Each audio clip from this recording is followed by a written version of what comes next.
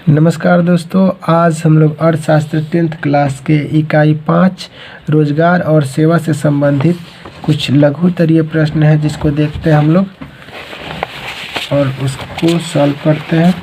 जिसमें आप लोग को वस्तुनिष्ठ प्रश्न है जो कि आसान है, आप लोग के बुक में दिया भी है, आप आसानी से भर सकते हैं। इसमें ये देख लीजिए, टिक लगा दिया है मैंने, इसको आप लोग आसानी से कर लीजिएगा। नेक्स्ट क्वेश्चन है लघुतरीय प्रश्न, आउटसोर्सिंग किसे कहते हैं, यानी आउटसोर्सिंग किसे कहते हैं। चलिए देख लेते हैं हम लोग। आउटसोर्सिंग को यानी जब कोई कंपनी अपने उत्पाद से संबंधित सेवा अन्य स्रोतों से प्राप्त करती है तो उसे आउटसोर्सिंग कहते हैं। जैसे एक विदेशी कंपनी द्वारा अपनी पुस्तक के डिज़ाइन, छपाई आदि का कार्य हमारे देश से करवाना आउटसोर्सिंग का उदाहरण हो जाएगा।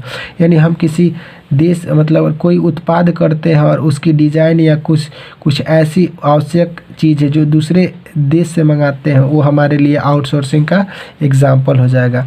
और नेक्स्ट क्वेश्चन दिया है सूचना प्रौद्योगिकी यानी इंफॉर्मेशन टेक्नोलॉजी से जुड़े हुए जिससे हमें इंफॉर्मेशन मिलता है, वो 5 क्षेत्रों का नाम बताना है। तो देखिए इसमें जो है उसको देखते हैं। सूचना प्रौद्योगिकी से जुड़े 5 सेवा निम्न प्रकार इस प्रकार है, जो कंप्यूटर सेवा है, विज्ञापन सेवा है, या सुरक्षा सेवा है, और कानून सेवा है, और चिकित्सीय सेवा है। ये 5 प्रकार जो औद्योगिकी से संबंधित क्षेत्र है।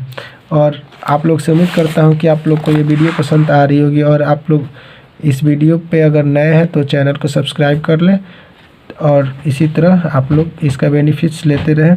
और नेक्स्ट क्वेश्चन है हमारा सूचना प्रौद्योगिकी से, नेक्स्ट क्वेश्चन 3 नंबर, सरकारी सेवा से क्या समझते हैं। चलिए देखते हैं सरकारी सेवा से क्या समझते हैं।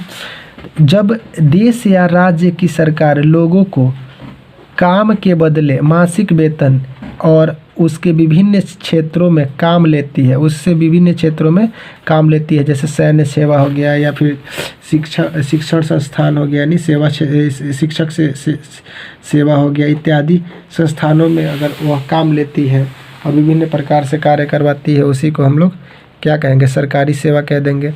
और नेक्स्ट क्वेश्चन है हमारा क्वेश्चन नंबर 4, गैर सरकारी सेवा किसे कहते हैं।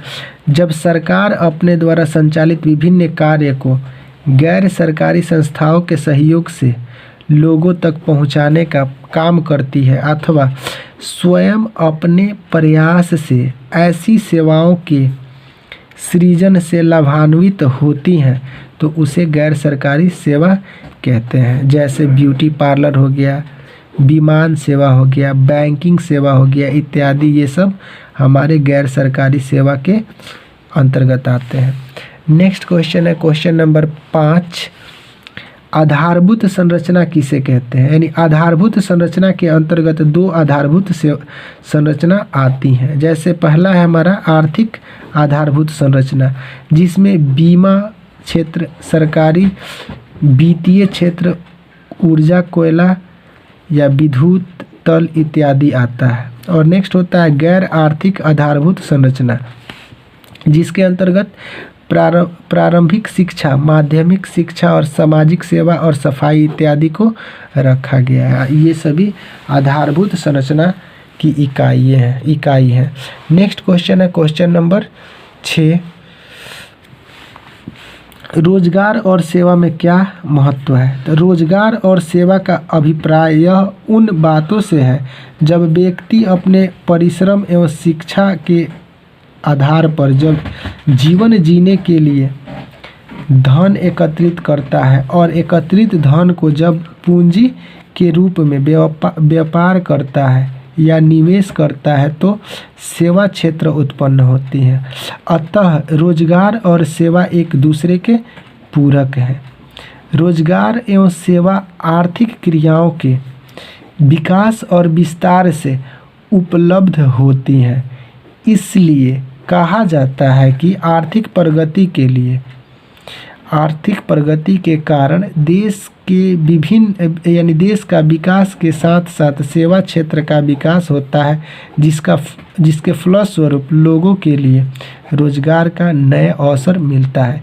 यानी इन सभी सेवाओं का जब सृजन हो जाता है तो लोगों को ज़्यादा से ज़्यादा रोज़गार की प्राप्ति होती है और लोग बेरोज़गारी से निर्वित होते हैं और रोज़गार उन्हें आसानी से मिल जाता है। नेक्स्ट क्वेश्चन है क्वेश्चन नंबर 7, संरचना का क्या महत्व है। यानी आर्थिक संरचनाएं प्रत्यक्ष रूप से उत्पादन एवं लोगों में खुशहाली पैदा करती हैं। आर्थिक विकास के सभी क्षेत्रों से इनका प्रत्यक्ष संबंध होता है। आर्थिक संरचनाओं के अंतर्गत ऊर्जा, यातायात एवं संचार इत्यादि रखते हैं।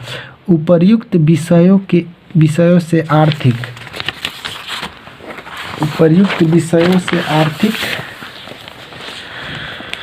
संरचना पूर्ण होता है। यानी इन्हीं बातों से क्या होता है, संरचना पूर्ण हो जाता है, क्योंकि इन्हीं विषयों के अंतर्गत बड़ी संख्या में रोजगार और सेवा मजबूत होती हैं, जिससे भारत